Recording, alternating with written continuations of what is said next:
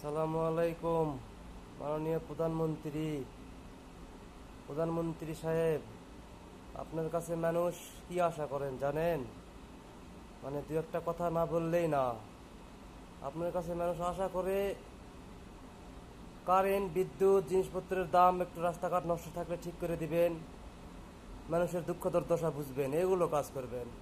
আপনি আমার পর থেকেই আপনি আসেন হলো কার্ড নিয়ে। এত কার্ড নিয়ে মানুষ কি করবে? মানুষের কার্ডের দরকার আছে? আপনি ব্যবস্থা করেন, বিদ্যুতের ব্যবস্থা করেন, আপনি গ্যাসের ব্যবস্থা করেন, যেন দাম কমে যায় এগুলার, এই ব্যবস্থা করেন। এই ব্যবস্থা না করে আপনি কার্ডের ব্যবস্থা করতেছেন। কার্ড মানুষ চায় না। আপনি বিদ্যুতের ব্যবস্থা করুন, মানুষ যেন সুখে শান্তিতে দু এক মুঠো ডাল ভাত কিনে খাইতে পারে, এই ব্যবস্থা করুন। এই ব্যবস্থা করুন, তাহলে না মানুষ আপনারে বুঝবে। মানুষের মুখের ভাষা আপনি বোঝেন না? বুঝলে কি করবেন কোন? বুঝতে হবে। প্রধানমন্ত্রী হয়েছেন, মানুষের ভাষা বুঝতে হবে।